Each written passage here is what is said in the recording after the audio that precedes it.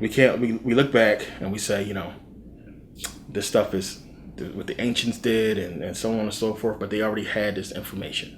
So you guys got to remember, from the time of the Egyptians, there was no European influence. There was no takeover yet. So they were able to get this knowledge and flourish and build, one of the greatest civilizations. So as I said, we can go back and look at the pyramids and marvel at those and say who built them. But we cannot forget the fact that the dynasties that we know of, the bodies that we can find, the people who we know exist, built equally amazing things, amazing structures, amazing colossal statues, and so on and so forth, that we can also look at and say, wow, how did they do this? So again, we know that they understood that knowledge, and it was getting that knowledge back, and they almost had it. But you guys got to understand, during all this time, there was this veneration of the zodiac. There was this understanding of the zodiac and the planets and the stars and so on and so forth. And they used it throughout their civilization, and it was a staple of the ancient civilization that they keep from us. Every single civilization that we go back to ancient, we find a zodiac. That is not a coincidence. We find a zodiac. We find the same exact teachings. I talked about this to you guys before. We can look across the world. We're going to see the same teachings, the same ancient teachings from one civilization to another across the planet. So now let's go back, as I always do. Ancient Greek civilization, ancient Egyptian civilization. And understand that, the ancient Egyptians was in tune, of course. The ancient Egyptians understood, nature and what was going on. The problem was you had the ancient Greeks, you had the Europeans who could not understand the spirituality of the ancient Egyptians. So they were always trying to understand and rationalize spirituality, put it into, terms that's normal to them. They were trying to rationalize, spirituality and make it, make sense and make it fit into, their world instead of being spiritual. They were trying to be, they was trying to be materialistic instead of spiritual. If you understand, it's going to make sense in a second. So you got to think about it. You have pack of wolves, pack of lions. I always use them as an analogy because it's the most unbelievable thing when you really pay attention. They can go and hunt and coordinate attacks without no verbal communication. This is amazing when you see it. They actually coordinate and they strategize attacks on large animals. And they are successful a lot of the times because they strategize correctly. When they go and hunt buffalo, there's a plan of attack. For the wolves, there is a unity. There is a sense of intelligence to the way these animals hunt. So they were trying to rationalize this instead of just looking at it and saying, it is what it is. It is the nature of it. So when you understand that the reason why we cannot catch up to where the Egyptians were is because we have been taught by the very people who were trying to rationalize spirituality and put it into terms that they can understand. We have learned from them. We are trying to learn spirituality from a non-spiritual position. Plain and simple. This is why meditation is a big part, because then you get spiritual and this is how you begin to learn. Instead of you being this whole materialistic mind frame, this materialistic person that's trying to rationalize things and put it into terms instead of just letting it be. So it makes perfect sense that the ancient Egyptians wrote in hieroglyphs, that their pictographs were so their people can understand. You would have to be spiritual and in the know. You wouldn't be sitting there trying to figure it out. It would just be. You understand? It would just be a feeling. You would just feel it. The way we feel negativity, the way we feel love and joy and happiness, you would just feel it. You will look at something and know it instead of you trying to ABC 1, 2, 3. And this is what the Greeks were doing. And this is why it was so hard for them to pick this up, because they can never grasp the true spirituality of what the ancients was doing. So, and them trying to rationalize everything, they came up with 4 concepts. They got the last 2 after the first 2. So the first 2 concepts that they came across was transcendence and immanence, which would give them pantheism and pantheism. So let's look at immanence. It says, the doctrine or theory of immanence holds that the divine encompasses or is manifested in the material world. So understand, these are Greeks trying to rationalize spirituality, or God, so to speak. It is held by some philosophical and metaphysical theories of divine presence. Immanence is usually applied in monotheistic, pantheistic, pandeistic, or panentheistic faiths to suggest that the spiritual world permeates the mundane. It is often contrasted with theories of transcendence, in which the divine is seen to be outside the material world. And understand, look what it's saying here. Major faiths commonly devote significant philosophical efforts to explaining the relationship between immanence and transcendence, but do so in different ways, such as, and you can see here casting immanence as a characteristic of transcendence, God, common in Abrahamic religion. So understand what it's telling you here, that before they came up with these religions, this is what they understood. Now let's go to transcendence. In religion, transcendence refers to the aspect of God's nature and power which is wholly independent of the material universe, beyond all physical laws. This is contrasted with immanence, where a God is said to be fully present in the physical world and thus accessible to creatures in various ways. In religious experience, transcendence is a state of being that has overcome the limitations of physical existence and by some definition has also become independent of it. This is typically manifested in prayer, seances, meditation, psychedelics, and paranormal visions. It is affirmed in various religious traditions concept of the divine, which contrasts with the notion of a God, or the absolute, that exists exclusively in the physical order, immanentism, or indistinguishable from it, pantheism. Transcendence can be attributed to the divine not only in its being, but also in its knowledge. Thus, God may transcend both the universe and knowledge is beyond the grasp of the human mind. Although transcendence is defined as the opposite of immanence, the two are not necessarily mutually exclusive.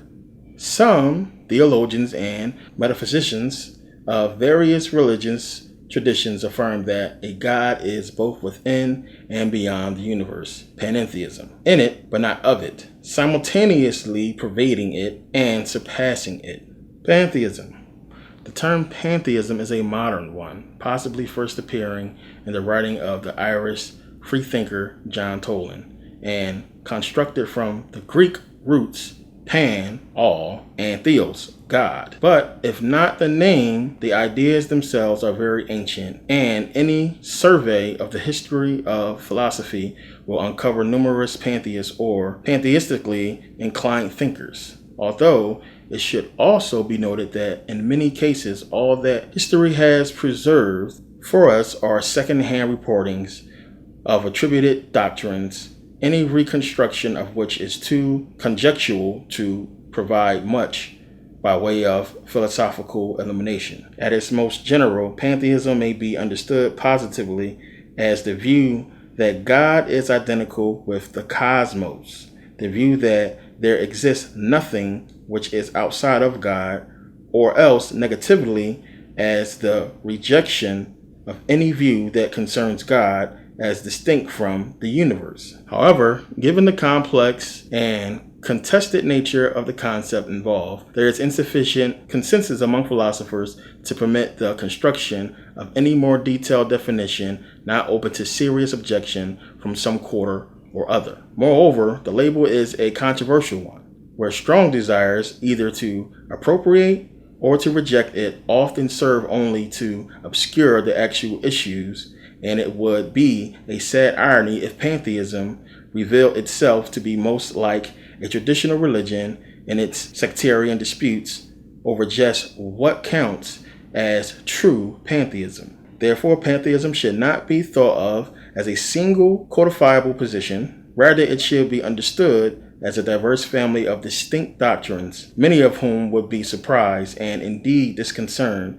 to find themselves regarded as members of a single household. Further, since the concept has porous and disputed boundaries, there is no clear consensus on just who qualifies, no distinctive roll call of past pantheists, given this situation. That range of things that may be usefully said about all pantheists is perhaps limited, but nonetheless, a variety of concepts may be clarified. The nature of contentious issues explored, and the range of possible options more precisely mapped out. Okay, pantheism, meaning all in God, from the Greek pan, all, theos, God, is the belief that the divine pervades and interpenetrates every part of the universe and also extends beyond space and time. The term was coined by German philosopher Karl Kraus in 1828 to distinguish the ideas of George Wilhelm Friedrich Hegel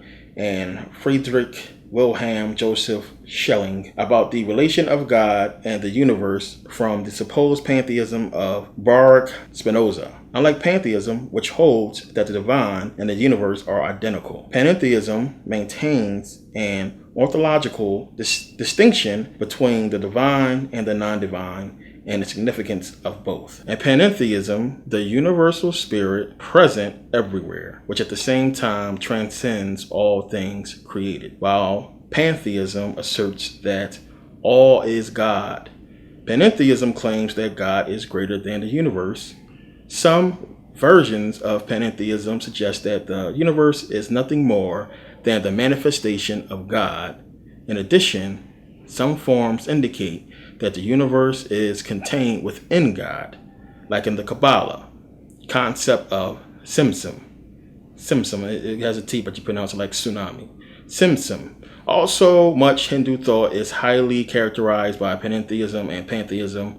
The basic tradition, however, on which Krauss's concept was built, seems to have been Neoplatonic philosophy and its successors in Western philosophy and Orthodox theology. Now, if you can grasp all this, what it's trying to tell you is basically how they took spirituality itself and tried to understand it and try to break it down in ways to where it can be understood in a scholarly way rather than a spirituality way, spiritual. So I talked about this before, when you have to understand that you're talking about a civilization of people that live spiritual lives. You can go into many civilizations and you see Africans still living primitively, and their language are more tones. It's tonal. It's like musical almost, so you can understand, spiritual, which we're going to really make that connection between music and spirituality in this video like you've never seen before.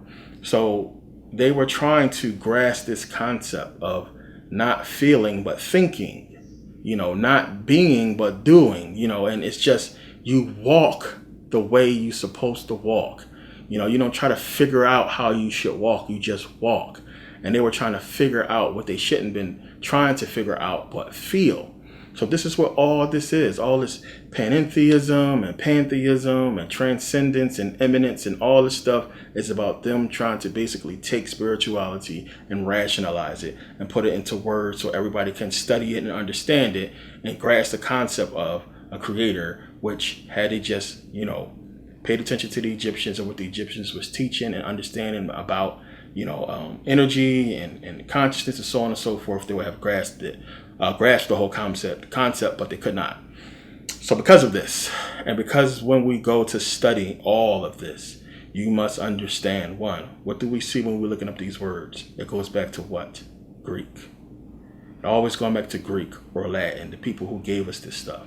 And the reason why it's hard for us to start to grasp these concepts because we are stuck in scholarly ways and we are proud of it. Everything is about you're a scholar this, you're a scholar that. We have lost the ability to feel and understand, and thus becoming exactly what the Europeans are. As Africans, as Black people, it is in us to feel. We must feel, we must understand, and understand that this energy is there and it exists. It's not something we have to study, that you have to read. It's there. We have to know it's there. We have to feel it out. And when I talk about meditation and talk about understanding spirituality, this is what I mean. Everybody want to run the books. Everybody want to run the words. Everybody want to run to what was said instead of studying the art of the energy itself and the consciousness itself, which is inside of each and every one of us. And it's only there you're going to find the answer. And it's tough because some people are not going to grasp this because they're stuck. You're stuck in their scholarly ways. They're stuck in a way to where most people are trying to take this. And it's almost as if this is like, something they wanted to do. They wanted to make this so it can be felt, and you can't put it on paper to teach it. A person must feel it. And it was like they kind of locked it off there, and they knew it will only be one set of people who will ever be able to unlock it. And that is the true spiritual people of this planet that can ever grasp the concepts and what's there and actually take it in spiritually and feel it, rather than look at it on paper and try to understand it. And that is us. As I said, they left everything for us. It's all still there. The writings are there. Everything is still here for us to grasp. Yet they have taken over the concept of spirituality and have given us scholarly. Plain and simple. And that's what this is about. So when we get into the part about understanding what these planets represent in the zodiac and how all this stuff, is there and has always been there, you got to remember and keep in mind that your mind is always going to try to go to rationalize. Your mind is always going to try to go to take spiritual and put it into words on paper. And whenever you do that, you lose. This is one of the reasons why my dreams are different from most people, because I've grasped this concept a long time ago, and I understood a long time ago that it's about feeling, and meditation helps with that. But one of the things that help with it is just understanding nature itself, and that there is no speech. There's no writing. It's just a song, so to speak, which we're going to get into in this video. I also want you to notice how these terms are all dualistic. Transcendence and immanence, Pantheism, and you start to read the definitions as I have read, and you see that they are, dualistic. It's a yin and yang to all of it. It's in and out. All of it there to balance and unbalance, to keep the role of duality, which is in all of us. We are all dualistic beings.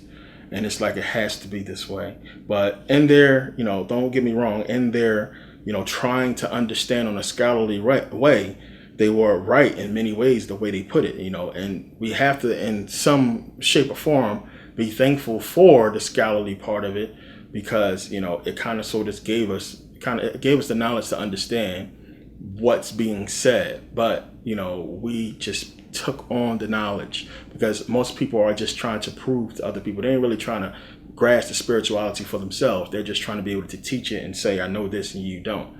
And the only way to do that is to be able to write it down and show people in words.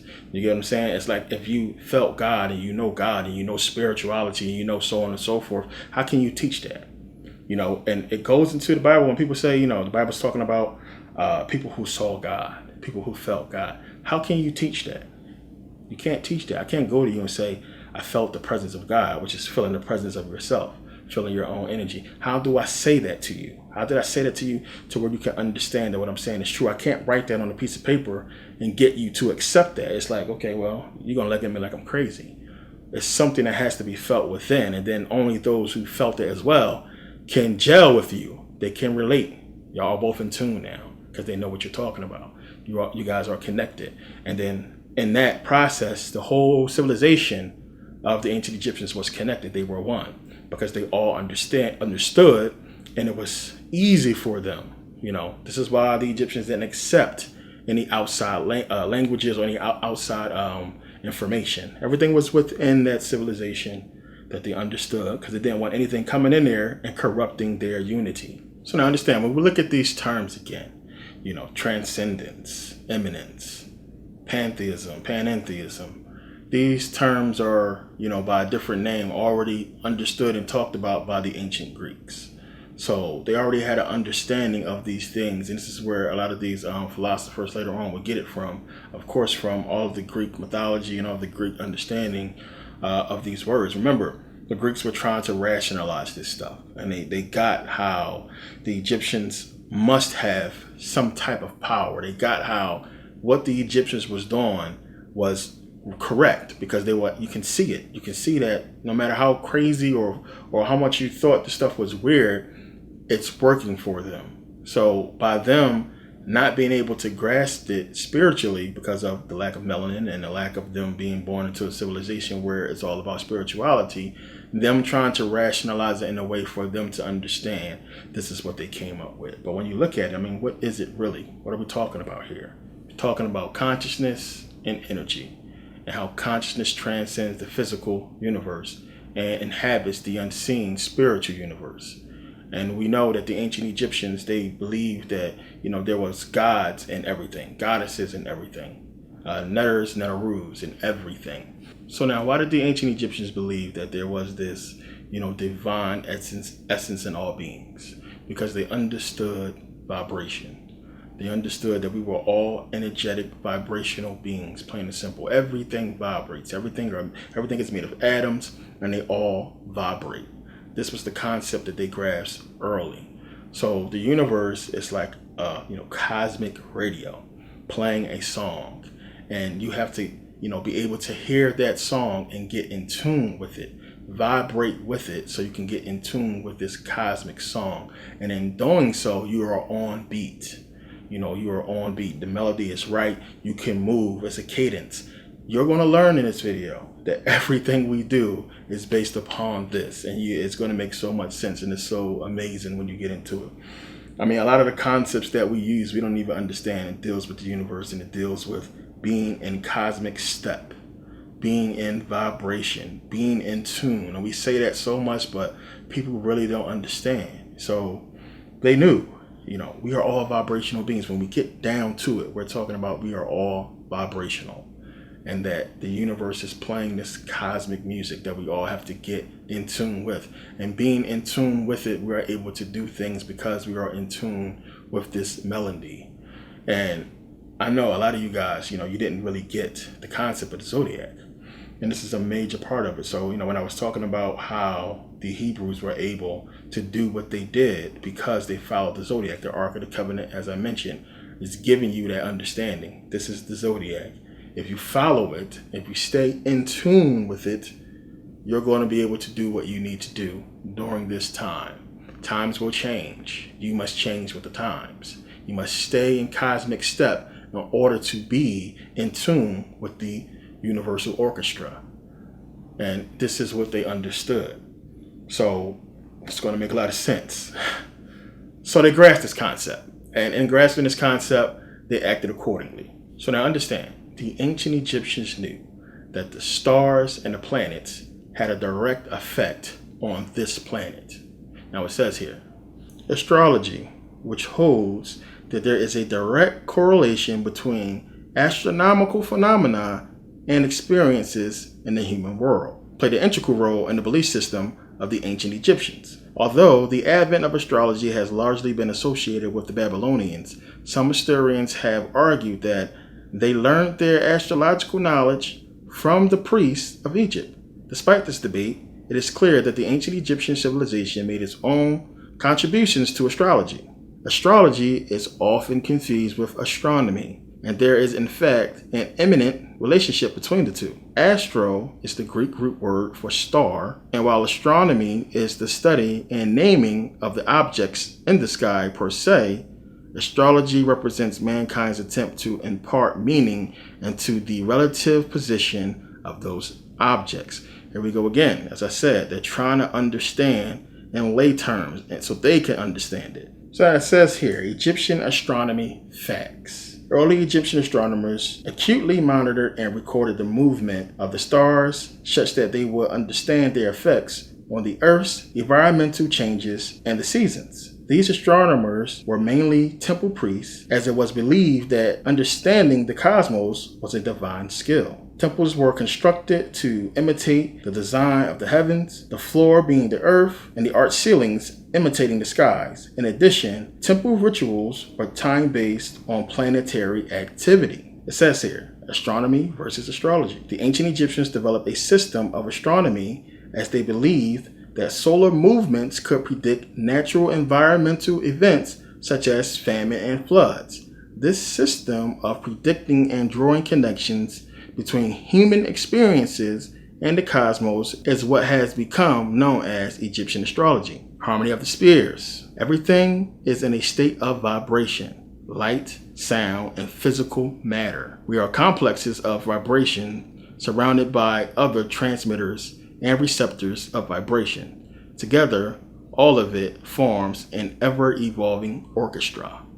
So as I said, everything is vibration. Sound is vibration. So they understood that our bodies are transmitters and receivers. So put yourself back then as a constant observer. 24 hours. You would observe not only the movement of the sun, the moon, the stars, but you would notice one big thing during this time. The most important thing you would notice is when the sun is moving, you are losing energy. As the sun goes down and the moon rises, you are losing energy. You are losing your ability to stay awake and to keep record of what's going on. This has to do with our circadian rhythm. So our circadian rhythm is a 24-hour cycle that basically rules our biochemical and physiological process. So it exists in all living things, basically. Our cells are basically set to our circadian rhythm. When we sleep, we heal, we re-energize. So you have this whole thing going on where the sun is going up and down and movement of the moon and the stars and so on and so forth, yet we are losing energy. And if you were somehow able to observe a sleeping person during this process where the sun is going down and they're going to sleep and they fall asleep, and you know when you hit that point, you're done. You're tired. Circadian rhythm is in motion. But then eventually as the sun comes up, you will wake up and be fully regenerated. I need you guys, we just take it for granted. I need you guys to really grasp that concept. Think, if you are new, this is the beginning. There's no TVs, no YouTubers, none of this shit. You are looking at, existence itself and how it relates to us. So the sun is going down, you going to sleep, you're losing energy. The sun is coming up. Wow, you feel like a new man. Think back then. What would you think the sun is? The sun is God. The sun is taking our energy and is giving it back to us. But then, you're smart enough to understand that there's a different process to this. What is that about? So they understood that, this is this biological clock. It's this energy. It's this something that exists. You can't see a tether from your body to the sun. So you understand that you're absorbing this energy. You're taking it in. You're receiving, you're transmitting, because we can all feel each other's energy. And they're trying to process all this stuff that's going on. And I'm talking in terms of the Greeks here, whereas you had the spiritual civilizations that didn't ask any questions. They accepted it. They knew what it was. Whereas looking at it as an observer on the Greek side, you're like, damn. On the white man's side, you're like, okay, how do I explain this? And you're writing it down. Whereas lion, tiger, bear, animal, rabbit, turtle, they're not, where's the pen and paper? They're not trying to figure this shit out. There's no reason for them to try to figure it out. They get it. They already know it's in them. Whereas we who fell in consciousness, we who have lost what we once known, we're trying to pick it up. Whereas the Egyptians just somehow they had to know. And they marched up to Kemet and they knew and they built and they kept going in hopes of remembering what they once were, and they were getting closer to it. Where when you had the the Greeks, looking at these people like, they are relentless. They get it. What's going on? How come we cannot? Okay, they won't let us in the mystery school. 40 years. Well, how can I take what they have and try to rationalize it and put it into an understanding where I can get people to understand and make sense of what they're doing? And this is what we have. So they understood this. So what we're getting into here is just the dualistic nature of understanding itself of spiritual, the material. Us, them, to where we used to be spiritual. Now we are them, as far as trying to pick up this knowledge, trying to understand it in a scholarly way instead of a spiritual understanding, that this connection that we need to have versus this paperwork. You understand? So it's going to make a lot of sense. But this is what was going on, and them being conscious observers. And as I talked about in the previous video, how you had the priests who started their day at night. When the sun went down, they started their day. Think about that. You had observers during the day. When the sun went down, they would come out, because then they could see the stars and the planets much better during this time. And they would begin their day. So as I said, you would look at the sun as God, and you realize that, sun goes down, you lose energy. And the Bible talks about, and all these preachers talk about, how God will wake you up in the morning. I talked about the suprachiasmatic nucleus, and how when the sun, first light, hits your eyelids, that begins the awakening process, where, the suprachiasmatic nucleus, which is basically regulating your hormone, which is going to reduce the amount of melatonin from your bloodstream, thus allowing you to awake. And it's the reverse at nighttime, where it's putting melatonin into your bloodstream, which is causing you to go to sleep. This is the sleep and awakening process caused by the sun itself. So they will understand that as well. So the ancient Egyptians understood the electromagnetic field of our hearts and our brain, and how it was in sync with the electromagnetic field of the earth, and how you can also see that animals also are in tune with that electromagnetic field, and how animals use it to migrate and navigate. We can also look at the sun. We know that certain animals give birth based on certain lunar cycles. They migrate based on certain lunar cycles. They use the moon to navigate. They use the Earth's electromagnetic field to navigate. And we can look at the sun, the moon, and Earth itself and see how they have effects on people on this planet, on animals, and on humans. So what about the rest of the planets? So there's this certain harmony to Earth, this cycle that exists, and we see how everything plays off each other, how the rain helps the crops grow, and the animals eat the crops, and we eat the animals and bugs and so on and so forth. All live off this natural balance that the earth has, and it works. There's this certain synchronicity to the planet.